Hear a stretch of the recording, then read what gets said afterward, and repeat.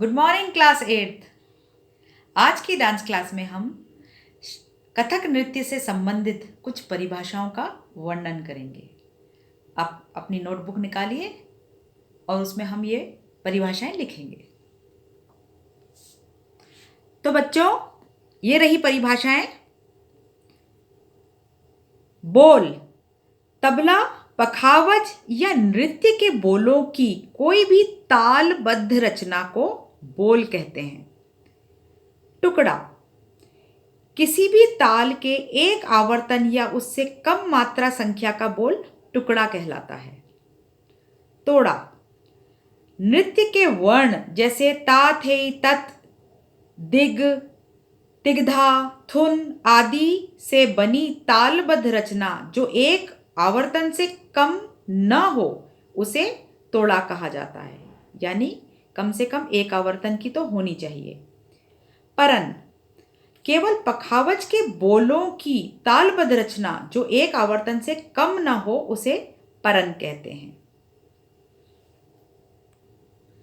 ठेका किसी ताल के तबले के मूल वर्णों को ठेका कहते हैं। तिहाई कोई भी छोटा टुकड़ा जब 3 बार प्रयोग करने पर सम पर आता है उसे तिहाई कहते हैं। यह 2 प्रकार की होती है, दमदार और बेदम। चक्रदार जब कोई भी तोड़ा, टुकड़ा या परन पूरा का पूरा 3 बार प्रयोग करने पर सम पर आता है तो उसे चक्रदार तोड़ा टुकड़ा कहा जाता है। आपने लिख लिया होगा। तो बच्चों, इसका थोड़ा वर्णन करके आपको मैं समझाती हूँ। बोल कोई भी बोल जिसे हम नाच नृत्य करते हैं, या तो वो नृत्य का बोल होता है या वो पखावज का बोल होता है या हम तबले के बोल को भी नृत्य करते हैं। तो किसी भी बोल को जब ताल में बांधकर एक रचना बनाई जाती है उसे हम बोल कहते हैं। ठीक है, जैसे आपको मैंने धागे तिट्टे तागे तिट्टे कृधा तिट्टे तागे तिट्टे सिखाया था एक परन। तो परन का जो था बोल उसको मैंने एक ताल में यानी कि 3 ताल में बांधकर आपको सिखाया था। उसी प्रकार टुकड़ा, आपने कई टुकड़े भी सीखे हैं। तो टुकड़े कई बार क्या होते हैं, एक आवर्तन से कम के होते हैं और पीछे एक तिहाई लगा दी जाती है तो वो पूरा 16 मात्रा का बन जाता है, यानी कि सम पर खत्म होता है। तो किसी भी ताल के एक आवर्तन या उससे छोटी मात्रा संख्या का जो बोल होता है उसे हम टुकड़ा कहते हैं।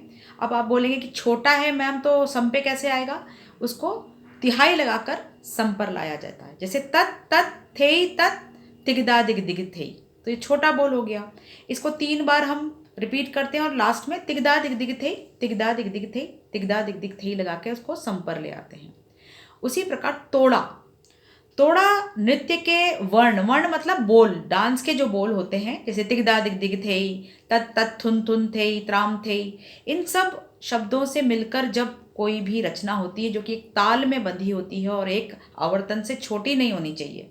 टुकड़ा छोटा होता है पर तोड़ा कम से कम एक आवर्तन का होना चाहिए, तो उसे हम तोड़ा कहते हैं। परन पखावज के जो बोलों को नाचते हैं हम, ये आपको मैंने पहले बताया, उसे हम परन कहते हैं। पखावज का कोई भी बोल, कई सारे बोल मिलाकर जब उसको एक ताल में हम बांधकर एक रचना बनाते हैं उसे हम परन कहते हैं। ठेका आपने देखा होगा, जब भी मैं आपको नृत्य कराती हूँ आपको धा धिन धिन धा करके उस पूरे बोल को मैं उस ठेके पे पढ़ती हूँ। तो ठेका होता है क्या, तबले का। जब भी हम नृत्य करते हैं तो तबला या पखावज हमारे साथ संगत करते हैं। तो बेसिकली हम तबले के साथ नृत्य करते हैं तो तबले का ठेका लेते हैं। तो उस किसी भी ताल का, चाहे वो 3 ताल हो, झप ताल हो, एक ताल हो, उस तबले के जो बोल होते हैं उनको हम ठेका बोलते हैं। जैसे ता थे तत् होते हैं तत्कार के बोल और धा धिन धिंदा होता है तबले का बोल। सो ठेका आपको समझ आ गया। उसी प्रकार तिहाई, कोई भी छोटा टुकड़ा जब 3 बार कोई भी, यानी कि आपको अभी भी मैंने बोला था टुकड़ा जो कि एक आवर्तन से छोटा भी हो सकता है, एक आवर्तन का भी होता है। कोई भी छोटा टुकड़ा नृत्य का हो सकता है, तबले का बोल हो सकता है, उसको जब हम 3 बार पूरा पूरा बोलते हैं और वो सम पर आकर खत्म होता है तो उसे हम तिहाई कहते हैं। ये 2 प्रकार की होती है, दमदार और बेदम, ये दोनों ही तिहाइयाँ आपने सीखी हैं। दमदार तिहाई होती है जिसके अंदर जब हम 3 बार बोलते हैं तो पहले पल्ले और दूसरे पल्ले के बीच में छोटा सा गैप लेते हैं, उसमें दम लेते हैं, और दूसरे और तीसरे पल्ले के बीच में भी हम एक छोटा सा गैप लेते हैं, दैट इज उसको हम दमदार कहते हैं। और बेदम जो कि बिना रुके लगातार हम उस बोल को 3 बार बोलते हैं तो वो बेदम तिहाई कहलाती है। चक्रदार, अब चक्रदार तोड़े आपने कई सारे किए हैं, अब चक्रदार परन आपको आगे सिखाएंगे हम।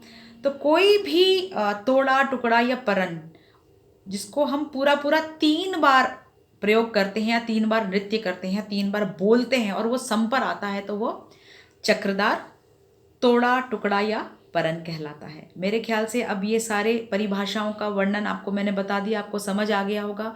इससे संबंधित अगर कोई प्रश्न आता है तो इसका उत्तर आपको देना आना चाहिए। बच्चों, ये जो परिभाषाएं ये न केवल नृत्य के लिए ज़रूरी हैं, ये आपके इंस्ट्रूमेंटल जो कि तबला जो भी आप बजाते हैं उसमें सब में ये काम आएंगी आपके। इवन जो आप वोकल गायन करते हैं उनके लिए भी यही परिभाषाएं बहुत उपयोगी हैं। तो इन सबको आप याद कीजिए।